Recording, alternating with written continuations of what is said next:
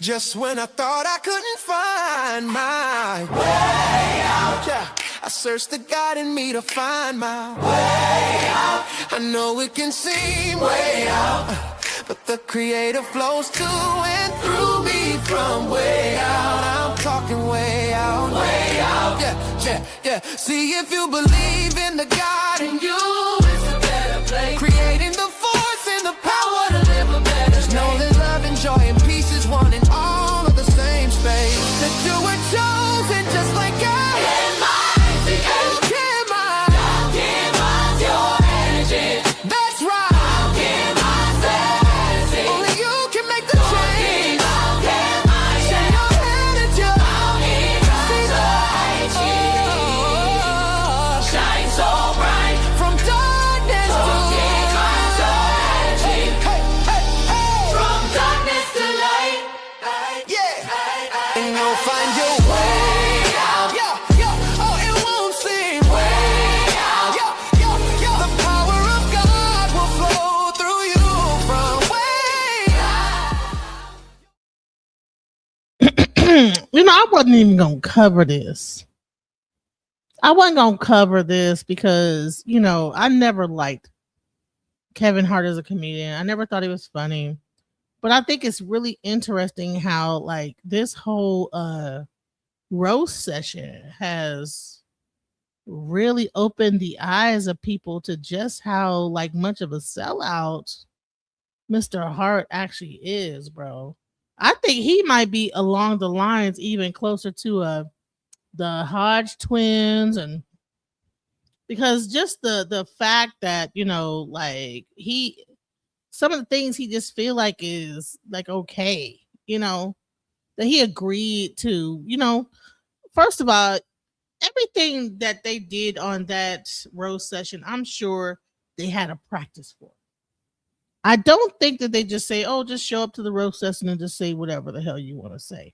I believe they have practices for all this stuff. So all the weird, like little sexual weird stuff, all that stuff was practiced before it was actually executed.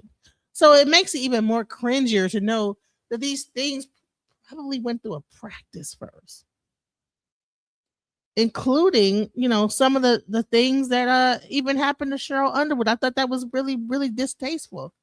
But but people, listen, this is how we know Hollywood and all this stuff is so fake, and it's their end of time. Listen, Hollywood is going under. Let's go. Everybody has to laugh at everybody's jokes, but come on. And one person in particular who got it a couple of times was Cheryl Underwood, who was on the dais, and it just seemed like the jokes for her were maybe crossed the line. My husband killed himself in 1990. Really what happened, right? I was in the Air Force Reserve, and they were getting ready to mobilize my unit to go in the Desert Shield and Storm. I'm sorry if I got it in reverse. Well, let me say this. I was in the military around the same time that she was in the military, or her husband was in the military. There's nothing funny about Desert Shield or Desert Storm because a lot of people were being sent overseas, being told they would be over there for like 3 months and was over there for like 9 to 11 months. It was a lot of sides going on. Okay. A lot of sides. Okay. You hear me? As a person working in major crimes for the Office of Special Investigation, I had to process them. This is no laughing matter. But I mean, comedians are going to comedian, but let's go. It's been a really busy night. But my husband killed himself August of 90. So what they're talking about is his suicide over 30 years ago. Nonetheless, what happened was everybody seemed to be pushing everybody's buttons. Even if it was a year ago or 30 years ago, it was, let's just find the most sensitive thing and just go in on it.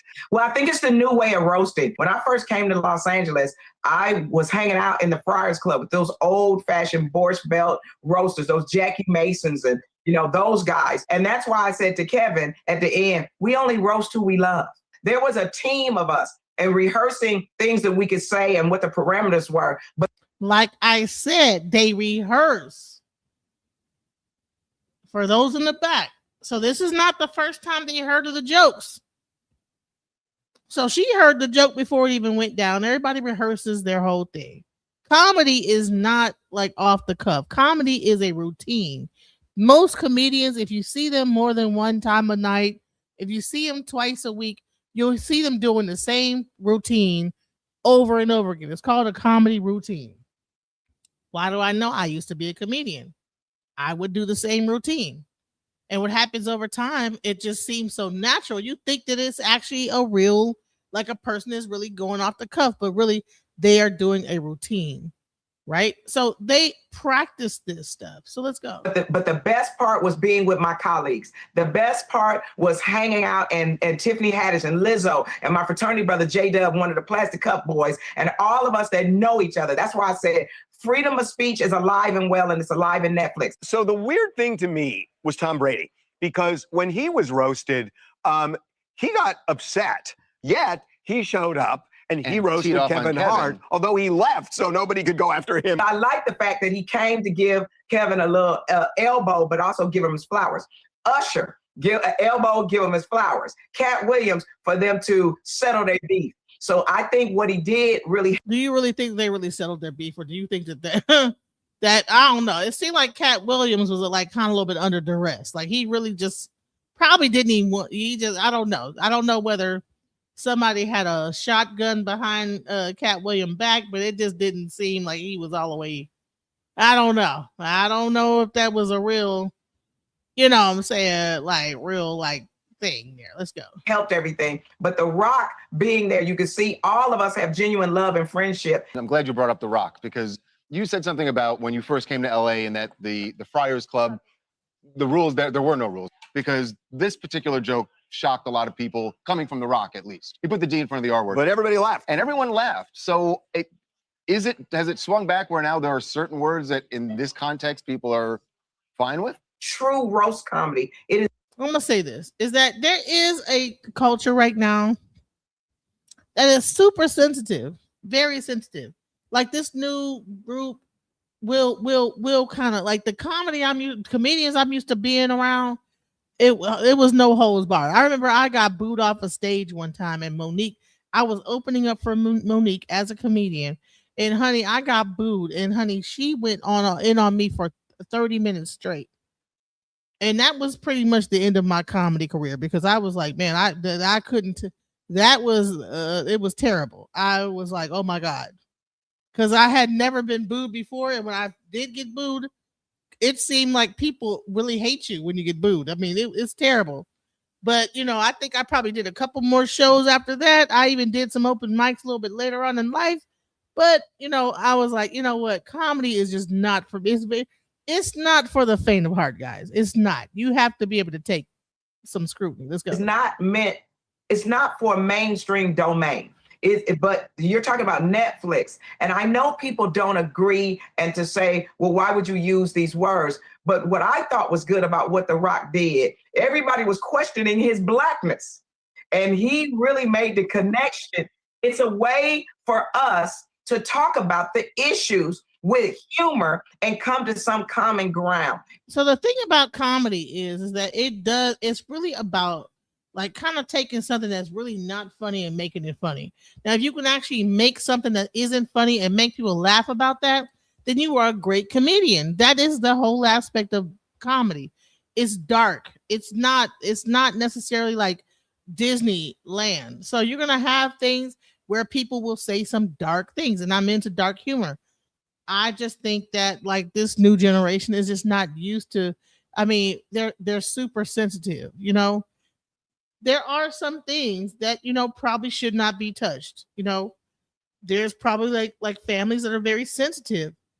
Thank God Cheryl Underwood is not sensitive about her husband's suicide. You know, and may he rest in peace. You know, suicide is no laughing matter. You know, me being an ex-military person that worked in the military and had to process those things, it's not a funny thing. But if she's healed, if she was able to take that joke and laugh about it, why should we sit here and try to make a big deal? Let's go. Years ago, you couldn't say M word for little people, couldn't say R word for the disabled. I have a joke that I tell about my own sister. I tried to say disabled, but it does not work. When sometimes politically correctness does not fit in comedy. Right. Yeah. So sometimes politics and being politically correct does not fit in comedy. So let's go. So Poetic Flacco began to talk about the whole thing, the roast and how things went in his Kevin Hart's Breakfast Club interview. Let's go. Kevin Hart just pissed off black people again and reignited the hate mob against them. Now, his response, I personally don't have a problem with. I just don't think it was smart at all to do. He came on specifically to respond back to the recent backlash he was getting because George Floyd family has made it pretty clear they not rocking with Kevin at all. And they made it clear during an interview with Lauren LaRosa when they brought up the Kevin Hart roast and they brought up how Tony Hinchcliffe during this roast, as well as other roasts, disrespected George Floyd, made fun of George Floyd, made George Floyd a subject of discussion when, you know, George Floyd was not in the room, and a roast is supposed to be a roast of the people in the room. Now, here's the thing. Did the writers of this show, because I'll get, like I said, once again, this was not the first time that these people ever heard these jokes. They have practiced, guys. They practice the whole routine before they do the show. Okay, before Netflix, you think that Netflix is going to let people just say anything? No, they practice it before they even do it. So Kevin Hart was aware of what they were going to say. Everybody that was there, even including the producers, knew what the actual script was, right? And they went with it, okay? And I don't know. Maybe they thought it was going to be funny and it was going to go over well. But, you know, hey, it's interesting when you have a person that is probably like a little bit tone deaf, you know, a former MAGA person or whatever, kind of writing the jokes, a MAGA comedian. Let's go. He made this clear while talking to Lauren LaRosa, and George Floyd family also did an interview with TMZ. Thank you for joining me. I feel like we always have to have conversations around these things. So, you know, I apologize for that. But yeah, I think, you know, sometimes the conversations are needed for people to hear from you guys as George Floyd's family firsthand. So I know you had saw some of the comments that we had made at the Breakfast Club in response to Tony Hinchcliffe and the George Floyd joke that was, you know, said at the Kevin Hart roast. You've done good though, Kevin. The black community is so proud of you right now. George Floyd is looking up at us all, laughing so hard that he can't breathe. See, the thing about this joke that is not funny is they're insinuating that George Floyd is in hell. You know, he's looking up and can't breathe. That's kind of fucked up. But you know what? The thing is that, you know, if they know that the jokes are going to go over like this, maybe why not contact the family and say, we're going to have a few jokes on this thing about this, whatever, because they do practice the joke. He wrote this. This was written, you know, he was the writer. So it was not like they didn't know that he was going to tell these jokes. So a nice contact to the family before this whole thing got out would have been appreciated, but it wasn't even done. And that is like, that's on Netflix. There you go. And you wanted to kind of talk a bit about that. So just let me know, number one, did you watch the roast just as a Kevin Hart fan, or like, did you hear about it afterward? I heard about it afterwards, and I understand a roast. Let me just clarify that. I understand a roast, and well, from what I understand about a roast is about what you know, what you joke about that person specifically. So the reason why I felt kind of uneasy is because I was trying to figure out what did that have to do? What kind of punchline was that? Y'all heard me co-sign those sentiments when I made my video on the joke. I just thought, like, how many more opportunities do black folks have to give Tony Hinchcliffe to disrespect us? George Floyd was not in the room. It was a roast of people in the room. He brought up George Floyd because he knew what he was doing. He has brought up George Floyd in every other roast he has done. And that's something the family has also touched on. This man keeps on bringing up George Floyd to disrespect. And here's the thing, how much of that, when it keeps happening, is him just purposely like going after the family and George Floyd because he feels like he's right about what he's saying. So, but the bottom line is that the only person that's responsible for all this is Kevin Hart and Netflix. Okay. Let's go. Respect him. He has this weird obsession with George Floyd, and quite frankly, I think the weird obsession comes because he understands that it's going to piss off black people, and that's his aim when he does these things. He wants to piss off black people. You know, he can't thrive without us. He wants our reaction. And yeah, you know, this time it worked brilliantly. All right, we are calling it out because, you know, at what point is enough is enough? The question is, why does he want to piss off black people? To get more views, to be more viral, for the show to go over even more. See, a lot of time people know that when black people are triggered, it gets more like eyeballs on it. A lot of times, you know, even with Chud the Builder, he knew that if he starts pissing off black people, that he would go viral. We need to actually realize our worth in the whole like community of when we watch something, we pay attention to stuff. That stuff makes those things get more power to them, because we are a very dynamic people, and when we put our eyeballs on things, that's when it takes off. Let's go. So the brother does speak on that. He does touch on how Tony Hinchcliffe made a George Floyd joke during the Tom Brady roast. You know, and you know, and I'm gonna speak from my point of view. Is comedy, a roast is a roast, is without that one person. Comedy is to make people, you know, laugh and enjoy themselves. It's not supposed to be where you feel some type of way after you leave the room. You're supposed to leave with healing and happiness, you know, and that wasn't the case. And I'm speaking from my point of view about my brother and from my family, but I'm even gonna go as far as the other topics with Bill Cosby.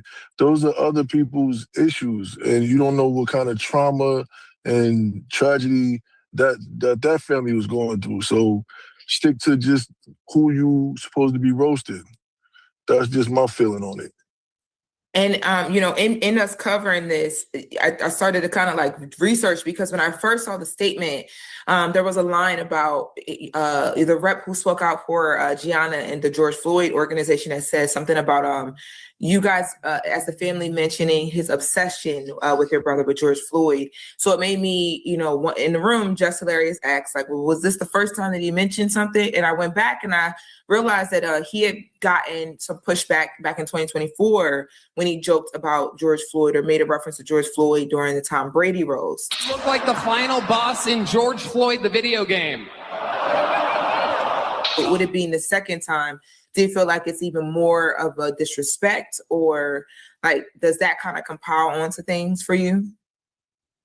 I would say it's totally disrespectful. It's totally disrespectful, but I think the brother did a great. Hold on, before we go into what Poetic Flacco had to say, can we actually call the elephant in the room? Who was the person that did an entire documentary on George Floyd? We want to blame it on Hedgecliff, whatever his name is, but the real person, the real culprit behind this whole George Floyd thing is actually Candace Owens. Candace Owens was the one who put the whole thing out, saying that he didn't die of a choke. He died of fentanyl abuse. Okay. She was the one who came out with an entire breakdown of that whole thing. It was our own folks now. So we can't get mad because a white person is really pushing that whole agenda when it was a black person, Candace Owens, that brought that whole thing out. Let's be real. Let's go. Great job at articulating what the general consensus is and critique on the roast, and Tony Hinchcliffe bringing up George Floyd during the roast. Now, Kevin Hart came on a Breakfast Club, and I'll be real, Kevin Hart didn't handle this great at all, not one bit. Now, you kind of understand his response and understand his frustration of, hey, I didn't make the joke. Why y'all mad at me?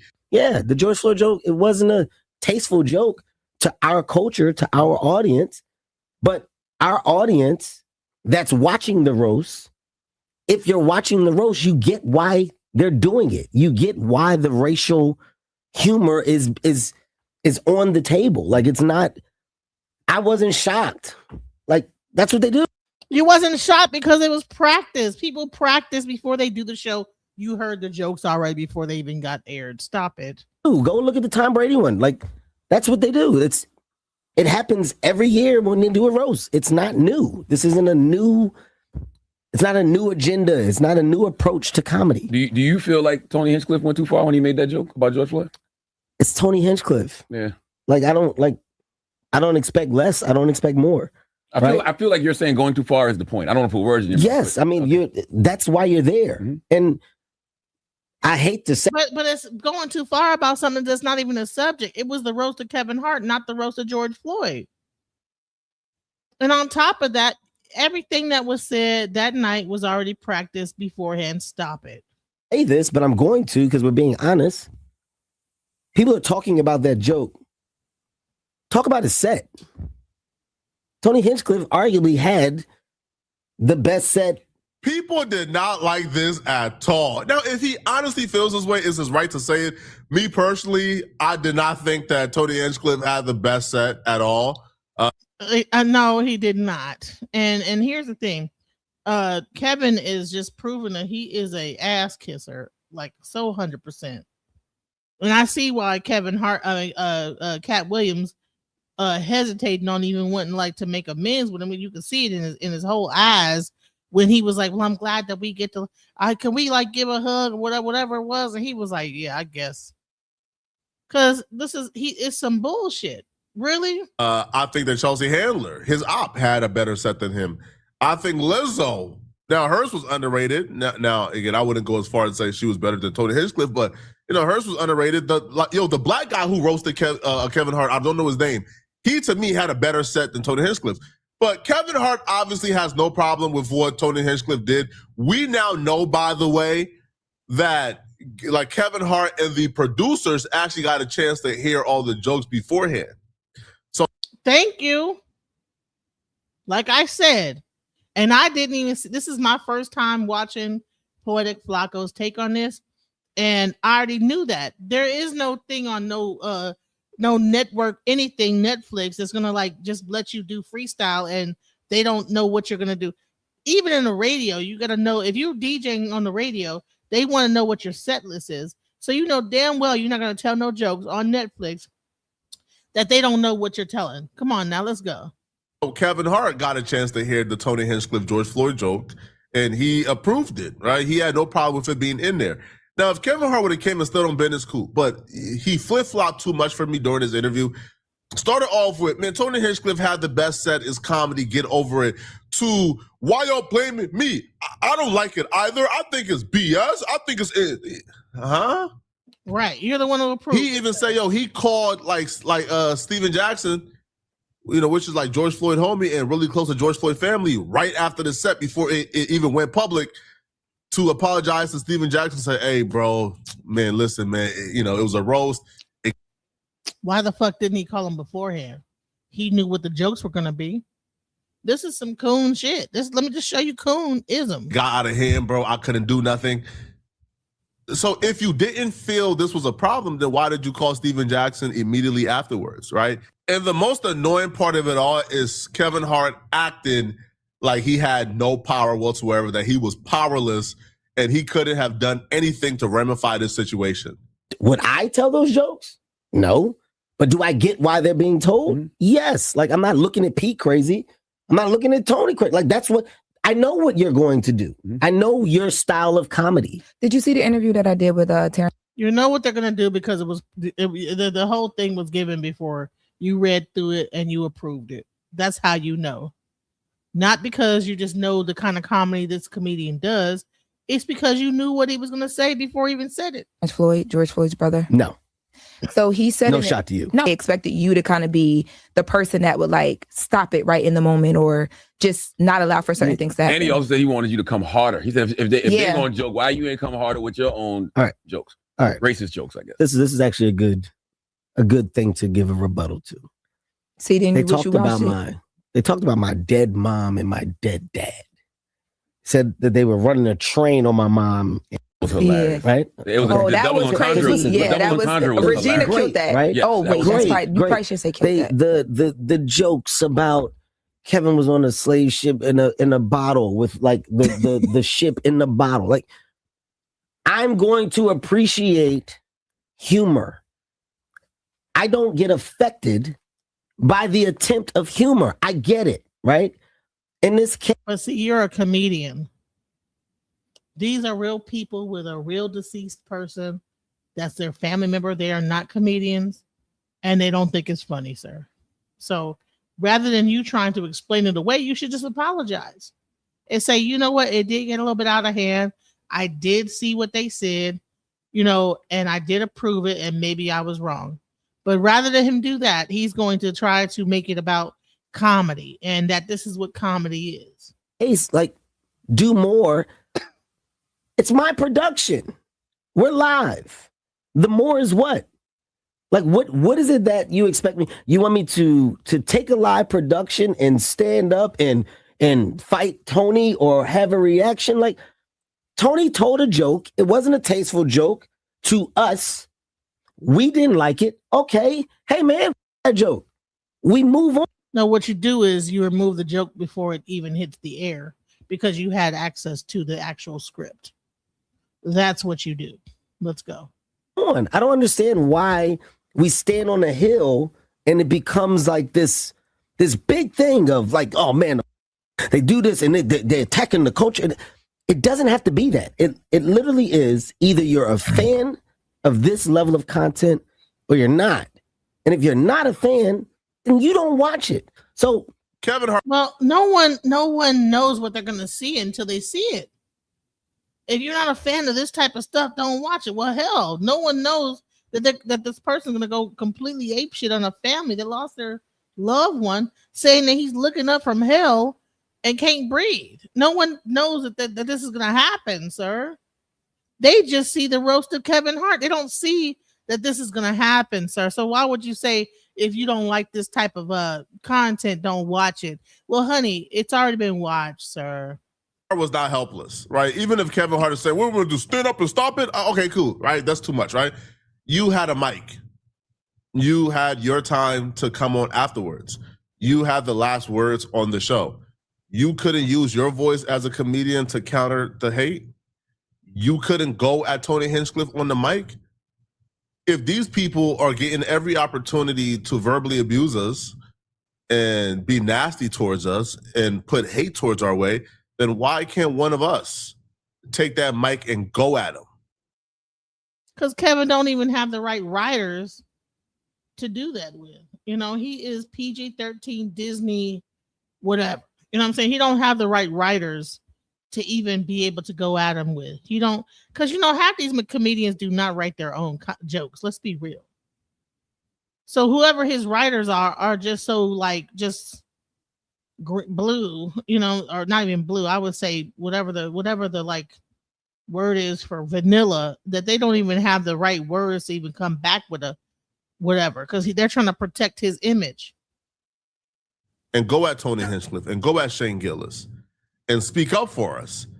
Cheryl Underwood attempted to do so, but she's a woman at the end of the day, man. Right? Like, as a comedian, she probably ain't on the level of a Kevin Hart.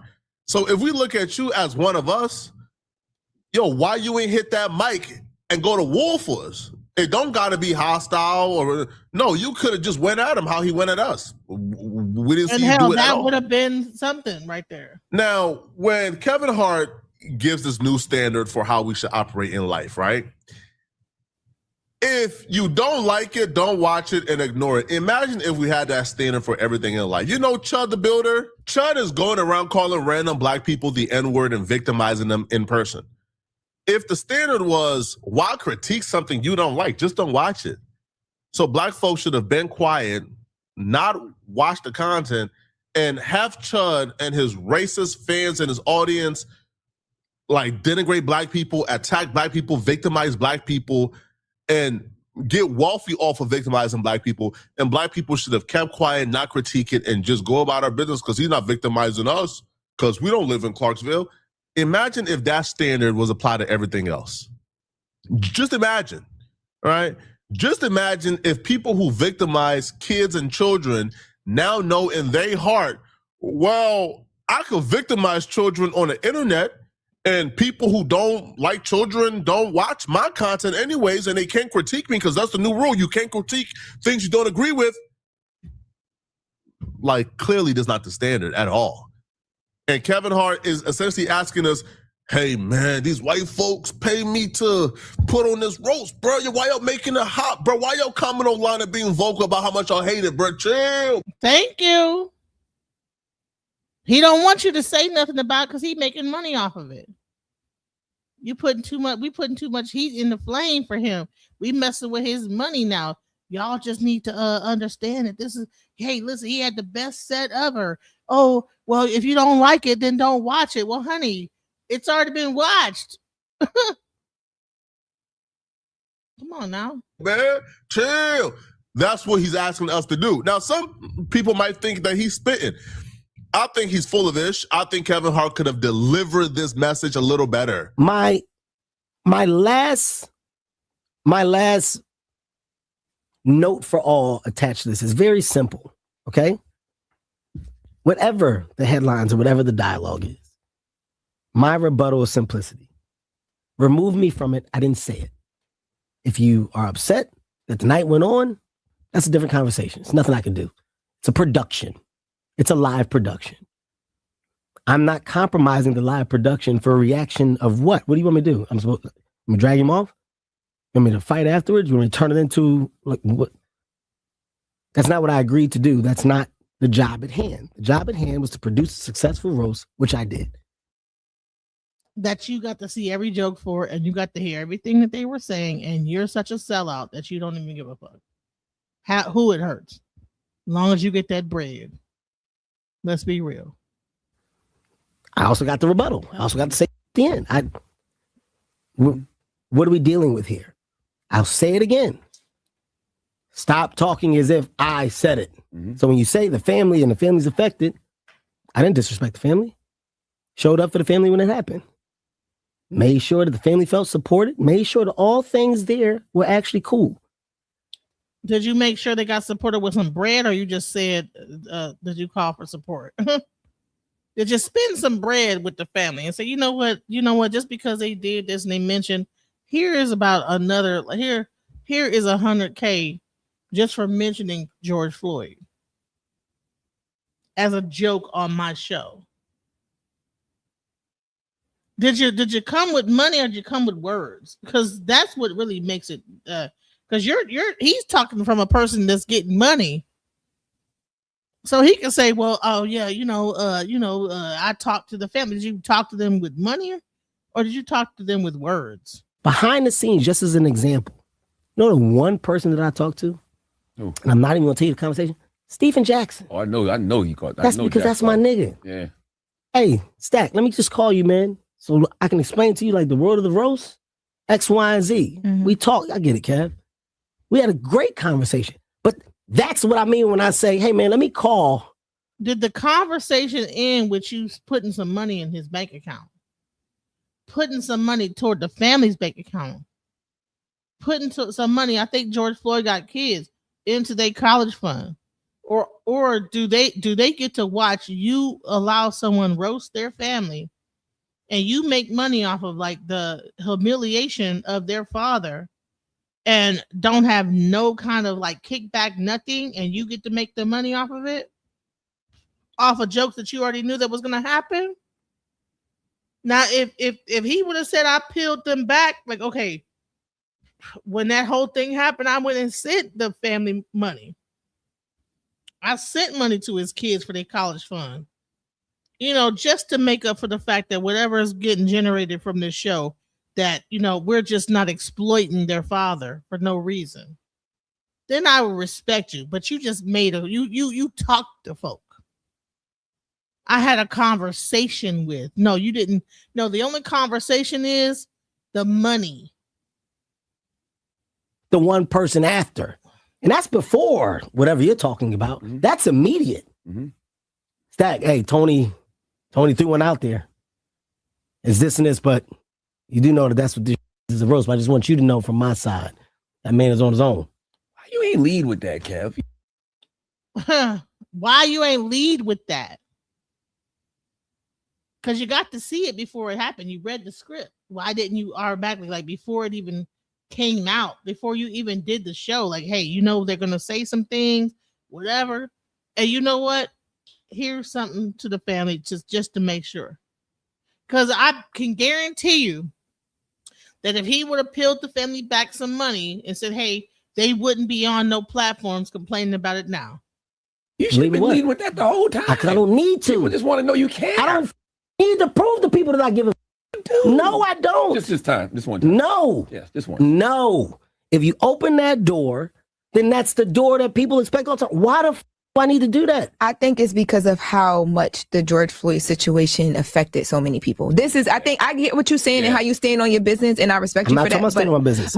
Another backtrack. You see, the backtracking makes me so annoyed. Nah, bro. I don't gotta do that. I'm not doing that ever. No, I'm not standing on business. No, I didn't say stand on business. All right, man.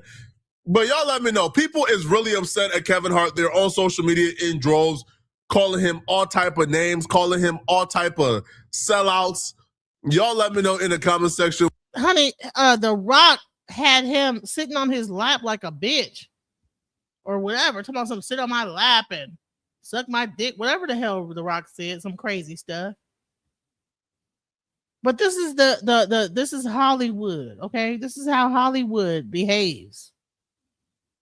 Let's go. In general, you already know what time it is, man. We got that flamethrower out for people. We're gonna be talking about Kevin Hart and his roast. He responded today. A lot of people put a little comment in saying that it was old, but he responded today. Foolish one. And so we're gonna be discussing his Kevin Hart's response on the Breakfast Club. You see, and which was a cop out. He really embarrassed himself, and which we know what it is. It ain't like. Shouts out to Seti. He tell it like it is. Shouts out to Cyrus Suit and Seti. Let's go. Like, this is he's Malcolm X or no damn body. I mean, we've already seen the script of Kevin Hart, and so to see anything less than, I don't know why people acting as if he's some type of one that holds the line. He never holds the line. You see, he ain't never holded the line for black people. So I don't know what people is talking about, but they grilled his ass on the Breakfast Club and say, man, why would you allow that to happen? And because this is his production. This is his damn production. And but the thing is, see, this is the thing about the roast. See, the roast is, and I understand from that white supremacist standpoint, this gives them the opportunity to say whatever the fuck they want to say. What they and that's the criteria of a roast.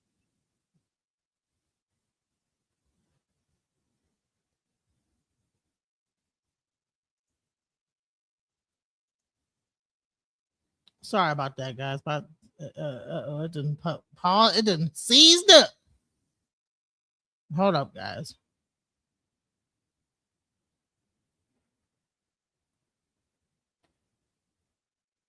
Gives them the opportunity to say whatever the fuck they want to say.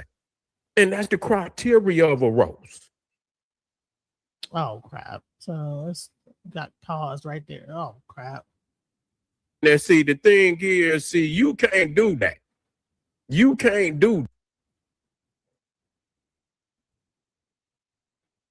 Let's see it. I kind of lost it. Won't just nasty, low down, doggish, mentality of these people. You understand the shit that you could say no civilized being would say anything like, I don't give a goddamn what a joke is. I mean, I see a whole lot of comedians and a joke, and I didn't be rolling, cracking my damn ribs laugh, but when you get right down, the roast is basically a low down, nasty, degenerate piece of shit joke, no civilized being. So this is really caveman mentality. To be able to sit in there and laugh about some shit that go on in a roast. You see what I'm saying? Black people need to have their own goddamn roast, and be able to go in there. See, the thing is, you can't do that. You can't do that. You can't do that. Now, where they went in there and they talking about the brother, was it George Floyd and you know, making the jokes about him and shit. Do that shit with Charlie Kirk. You see, yeah, take him out and make some goddamn Charlie Kirk jokes. You see, about him getting his wig pulled back. You feel what I'm saying? That we, you know, then we can roll. Yeah, make some, yeah.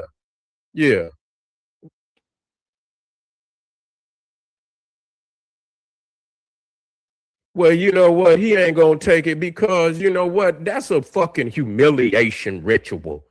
A roast ain't nothing but a humiliation ritual. That's one of the biggest humiliation rituals in the Illuminati circle, where you got to bring you got to bring your ass in front of there and get your ass humiliated. You see, well, motherfucker can even say something about your mom or say, you know, something about anything. And let's call a spade a spade. He talking about people dead, mamas, people that and then they roasting people that ain't even in the roast. They roasting everybody else. You know what I'm saying? Just cussing everybody out. You know, your husband died and he's committed suicide, and it's like, bro, this is like, what is this? Like, what are we doing? It goes. See, anything goes in that you know, that degenerate caveman platform. That's what it is. You see, and so of course he gonna get up there and he gonna toe the line because that's a part of the ritual. You understand what I'm saying? That's a part of the ritual. You know that you got to when the backlash comes. That's also a part of the ritual. The backlash. You see what I'm saying? That's also a part of the ritual is the motherfucking backlash. So you got to get up there and do and you know, explain away why somebody would say some shit like that. Well, it's not my joke. This is what the nigga was saying. Well, it's not my goddamn joke. You know what I'm saying? But hey, there's some rules and regulations to every motherfucking thing. Ain't nothing, you know, everything on the table. I mean, every motherfucking thing is on the table. Yeah, you know, that what arena is that where everything is on the table? Did they make any jokes about the motherfucking did they make any jokes about Donald Trump and shit getting his, you know, motherfucker trying to take his head off and shit? Yeah, you know, that's what, and they probably did do it on Saturday Night Live because, you know, that's you know, but shit, you know, you fuck around. If they would have went in on Donald Trump like that at that roast like they did some, you know, George Floyd and other people, man, they probably would have had charges on their motherfucking ass. You see what I'm saying? If they go all in, they'll have charges on their ass. They know it. The DOJ will be in their ass. The DOJ will be in their ass in the next day, that evening. They'll be in their ass the next evening. With some charges. You see? Hold on, family.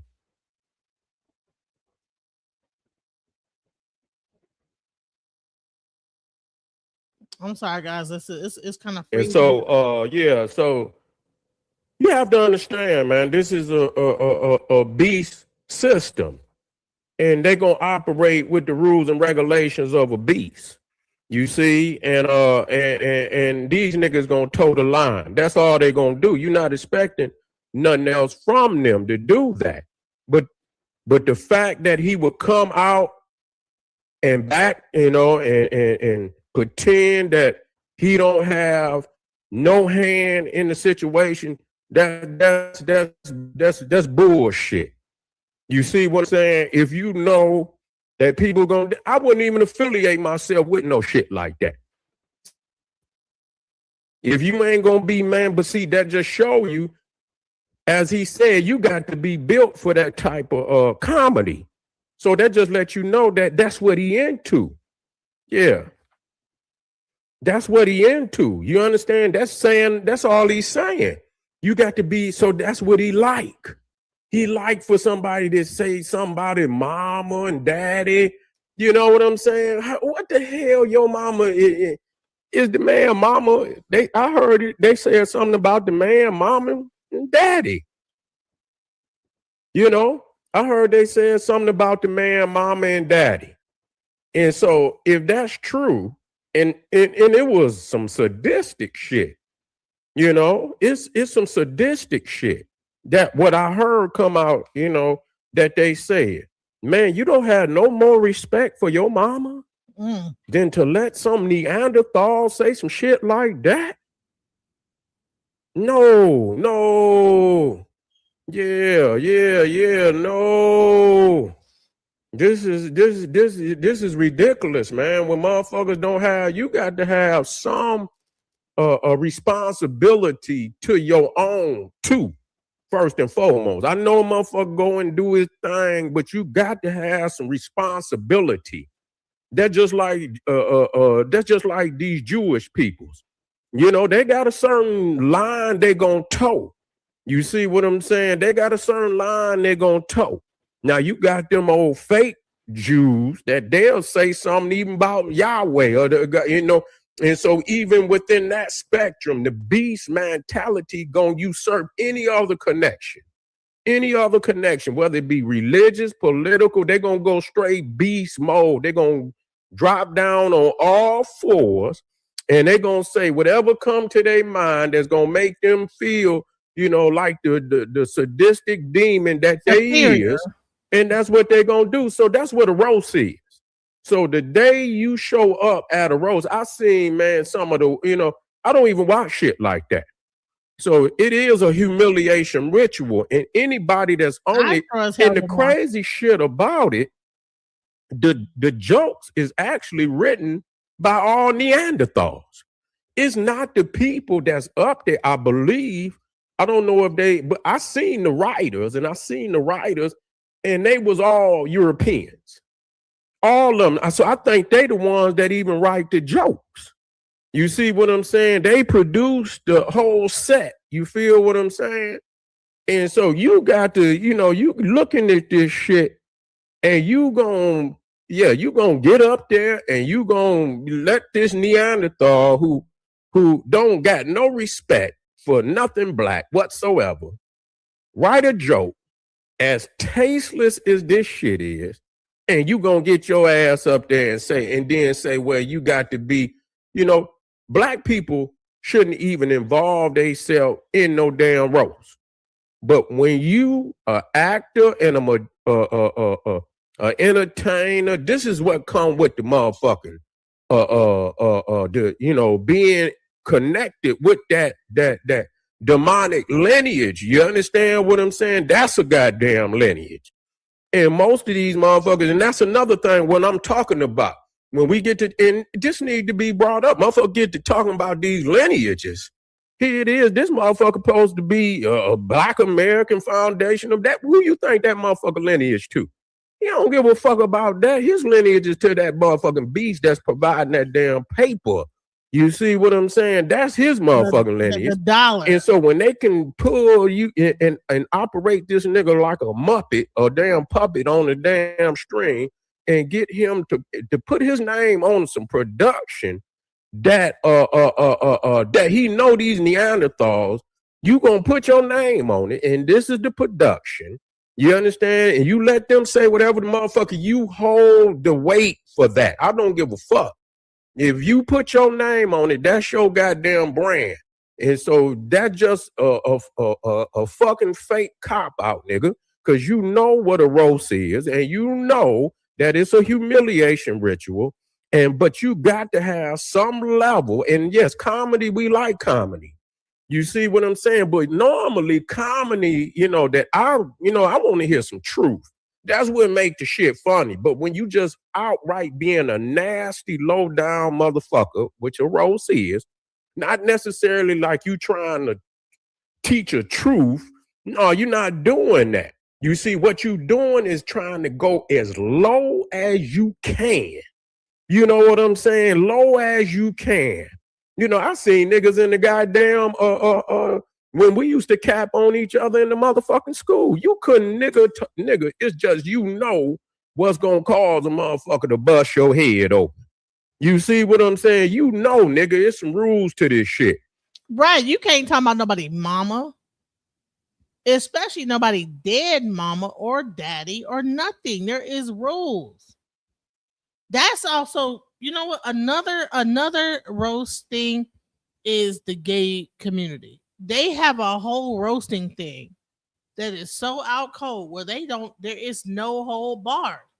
So I don't know whether it might be a little bit of like, a little bit of that going on and a little bit of like white supremacy going on combined.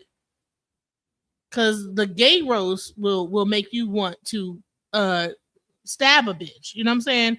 If you get roasted by a gay dude, honey, Lord have mercy. You better brace yourself because the gay roast is worse than anything that could ever be said in a Kevin Hart white person roast. And it might have been some gay dudes writing the damn jokes because they know how to hit low. Let's be real. Like the gay dudes, they know how low can you go? You would call you would call the motherfucker bust your head on them so you can be funny and you can say jokes and it can be truthful. If it's truthful, nigga, and you sometimes you have to laugh yourself if it's true. But you don't disrespect nobody, mama and daddy, you don't take it to, if you using them to make a joke and it's still you lead their integrity and they just a part of I see Michael Epps, he be making the old folk jokes and shit, but he don't be disrespect. It be true and you be rolling because it's true. The way he perform, how he mimic what they be saying, that shit funny. But when you take somebody mama and scrub the floor with a nigga and you allow this Neanderthal, you the lowest piece of shit ever. And I'll say, and Kevin Hart, man, he been out the game, but at the same time, they using this nigga to, attack us like this. And you can see that it's a puzzle.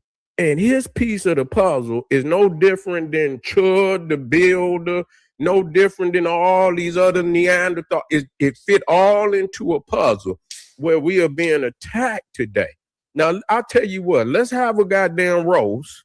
Let's have us a nigga roast, and we come out and man, we need to have some of the top fucking comedians write all type of goddamn jokes on this damn Neanderthal. And that's why, a lot of them motherfuckers probably mad at Drewski and shit. And I ain't no Drewski fan per se. You know what I'm saying? But I like some of the shit that he's touching on because it's real. You know what I'm saying? He hurting niggas' heart. He hurting some of them Neanderthals' hearts and certain fake shit that's going on out there right now. And, when you can get a motherfucker that'll touch on that, for the greater good of, who we are as a people, touch on the shit that they doing. And, but even then, he had a message. He didn't just scrub the goddamn flow. Yeah, you and a lot of white people saying the same shit about the woman, Charlie Kirk wife too. Shit, and it ain't just black people, but Drewski, you understand, put it out there for real. Even the shit about the British actors and shit playing all these slave roles.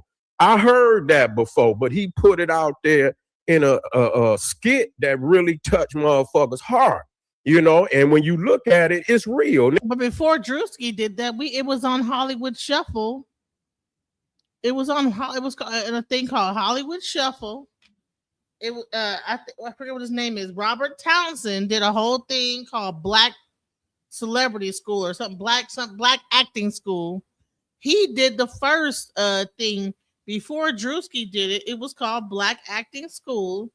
And he had a whole skit discussing the fact about like the people from the UK taking the roles of like slaves and gangsters and this, that, the other. So this was not the first time that this had ever had happened. He just took a bite off of what Robert Townsend had already done. Look how you over here with this damn British accent, acting like a gangster. As soon as that motherfucker say cut, then you back talking like goddamn Prince Charles and shit. You know what I'm saying? So you know, that's fake shit. You know, you coming over here trying to play. We here, nigga. We got more than qualified motherfuckers that, you know, really connected to them stories that could bring that shit to life. But yet they choose to go get some motherfucker that know damn well that they ain't connected to how we was done over here to be able to play us in the way that we need to be played. We need a motherfucker that done been touched by that racism and shit, that go up there and know exactly, and her grandmamas and great granddaddies and granddaddies tell them, and so they can go up there and put the motherfucking, you know, the seasoning on these damn scripts, man, and portray it like it need to be portrayed. But that just back when Malcolm X said something about JFK. Them motherfuckers lost their mind. You understand what I'm saying? They didn't take that shit like that. Now imagine doing a motherfucking roast and shit. Donald Trump talk about a motherfucker like a dog. Nah. Now I wanted to show you guys that this happened before. Drewski wasn't the first person that did it. It was called Black Acting School. So watch it. Here we go. Hi, my name is Robert Taylor, and I'm a black actor. I had to learn to play these slave parts, and now you can too, at Hollywood's first black acting school. It teaches you everything. Learn Jive Talk 101. You motherfucking jive turkey motherfucker. All right, that's good. You work. All right, you try it. You fucking mothers. No, that's wrong.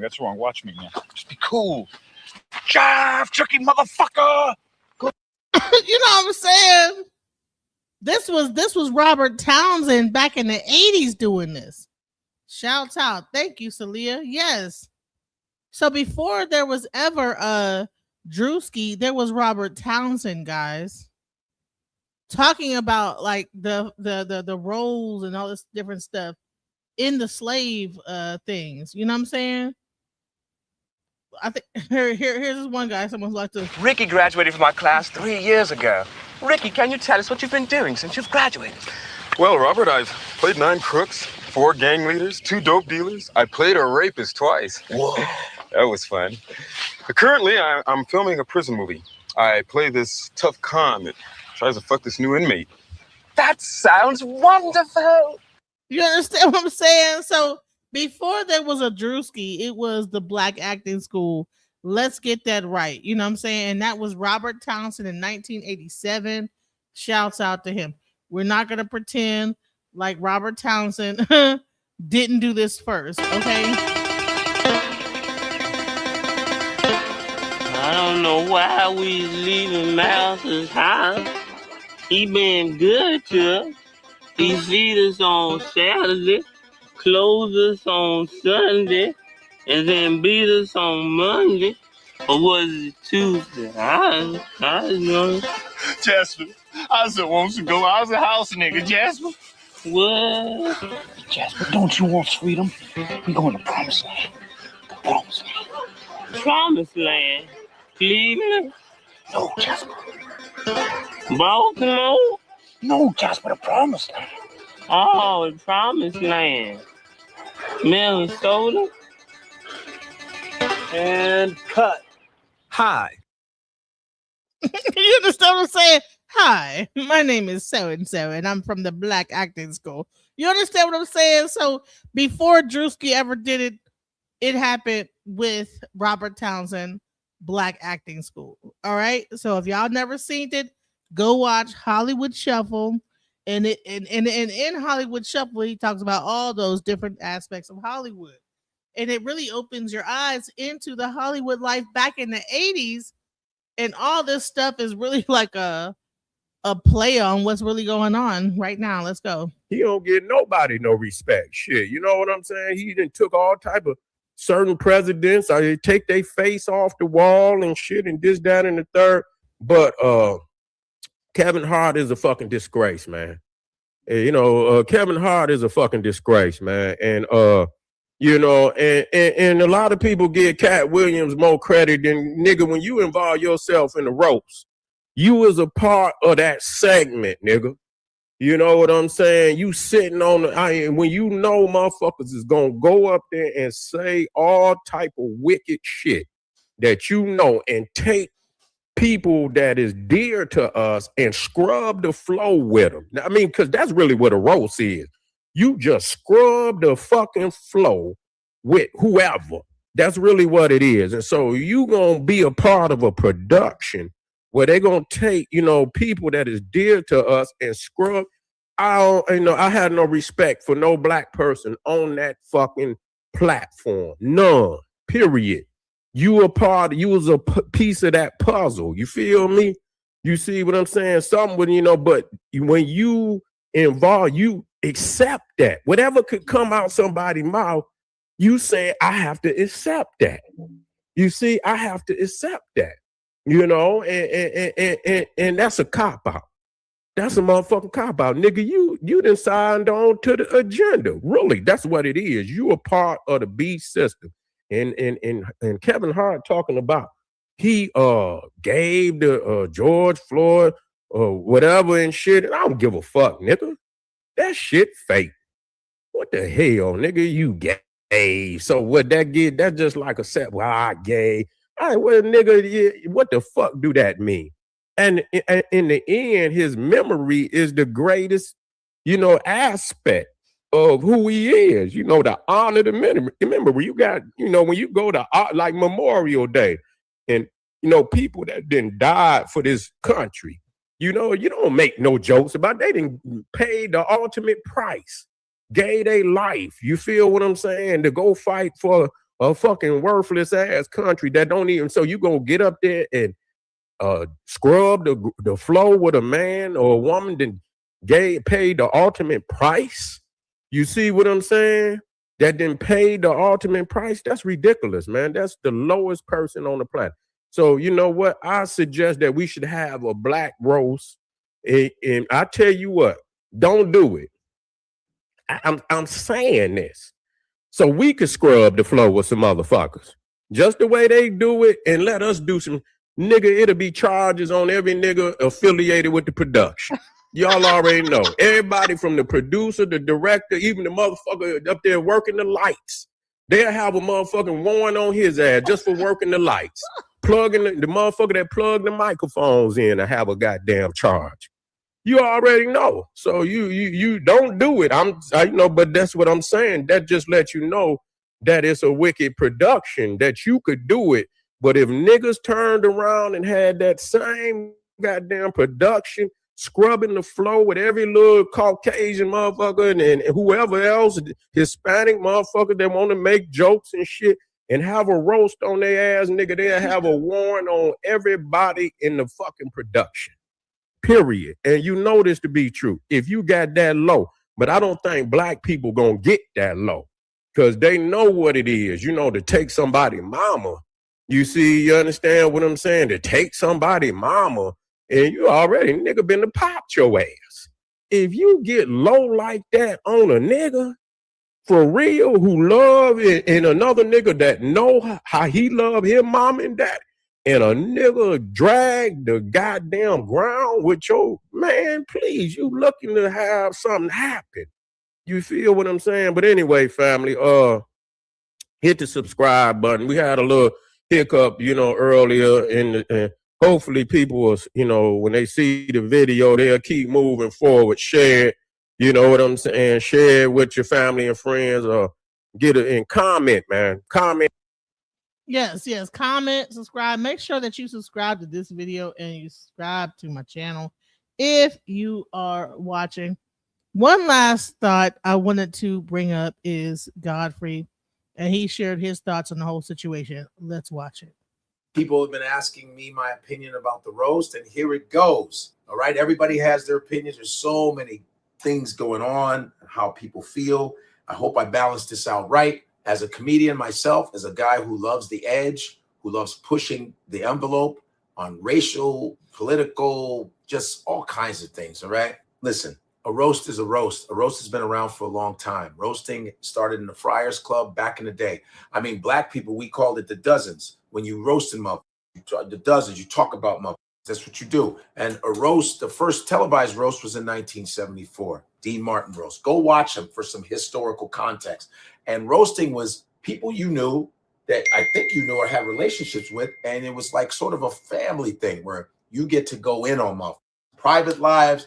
You go in, all right? I don't know all the rules to roasting. I was at the Flavor Flav roast. I remember I was at Flavor Flav roast and Cat Williams was hosting. And they brought in Flavor Flav on a harness, right? And Cat Williams said, I don't think if you all remember the flying monkeys from Wizard of Oz, you just saw one. That's what his first joke was. And then Cat Williams goes, it's a roast, mother. It's a roast. It was, roasting is what it's called. Roasting. You're burning, mother. You're going in on people. See, I don't know the rules. I don't know. I think that everybody approved of this stuff because you have writers. You have writers. Every person has a right. Even Tiana Taylor was there, right? Tiana Taylor, The Rock, different people. Everybody has writers. And the writers write for the specific people. Okay. A lot of the writers were white, which I thought was imbalanced. It was imbalanced. There should have been more black writers. Okay. I think there should have been more black people roasting Kevin Hart. I think, and maybe that, this harmful shit wouldn't have really happened. It would have been sort of like, you know what I mean? It would have been a troubleshooter. But remember this, like I said, it's a roast, but also who did you choose for the roast? I think it's your choices. You brought in Tony Hinchcliffe. Who the is surprised at what he said? You can't be surprised. This is what he does. He called Puerto Rico a floating island of trash. This is what Tony Hinchcliffe does. That is his brand. He did not go outside of his brand. Shane Gillis. Shane is not as up as Tony Hinchcliffe, but Shane is gonna go in too. And it's a roast. That's very specific. It's not like, oh, let me just do my comedy special and talk. No, it's a roast. So a roast is like, we're going in on your, whether we don't give a, them going in on Cheryl Underwood's husband's death. I don't know. Did Cheryl approve of that? We have to ask Cheryl. I don't know. Going at the George Floyd thing, I thought that was unnecessary. It was unnecessary, but then again, it's a roast. But I thought it was unnecessary, especially with this climate, especially with police brutality, which is rampant still. The hanging thing, because they're still hanging black people, young black people. With the Black American history and the oppression and what they're doing to black voters, the firing of black women, the getting rid of DEI and affirmative action, all this shit that is coming down on black people with this administration. And I just think timing wise, it was like, yo, what the? Hey, but again, it's a roast. You understand where I'm coming from? I think it was the choices. It wasn't balanced enough. That's just my opinion. And as a comedian, I can't go, man, they shouldn't have said that. Yo, then again, it's a roast. Look at who you chose. I think maybe your choices were wrong. Your choices were wrong because everybody has a choice to be in a roast. Everybody has a choice to be roasted. You don't have to even participate in it. But once you're in, it's no holds bar. Roasts are either fucked up or really fucked up. That's what I know about roasts. They're either fucked up or really fucked up. Someone gonna be upset. But I understand black people's anger. Totally. I understand people getting offended, but then again, it's a roast, guys.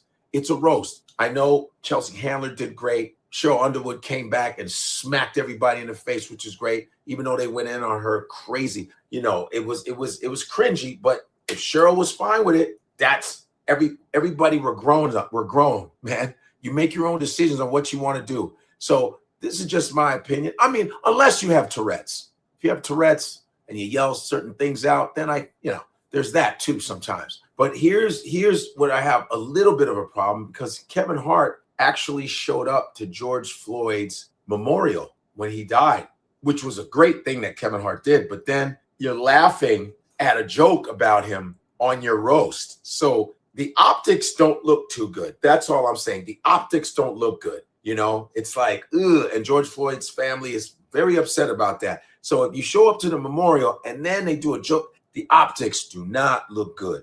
But I just wanted to give my opinion on it. I mean, it's not much of an opinion and it's not right or wrong. You guys can feel any way you want about it, but I wanted to just bring that up, that it's kind of a catch-22, you know what I'm saying? And maybe they'll change the way they do roasts. Maybe they'll be more strategic on how they do roast. I don't know.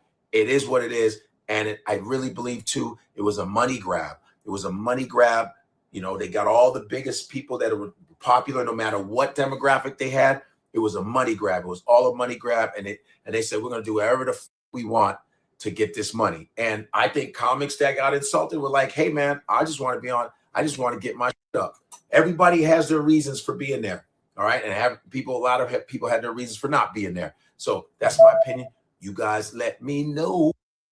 Just when I thought I couldn't find my way out, yeah, I searched the God in me to find my way out. I know it can seem way out, but the Creator flows to and through me from way out. I'm talking way out, yeah. See if you believe in the God in you, it's a better place.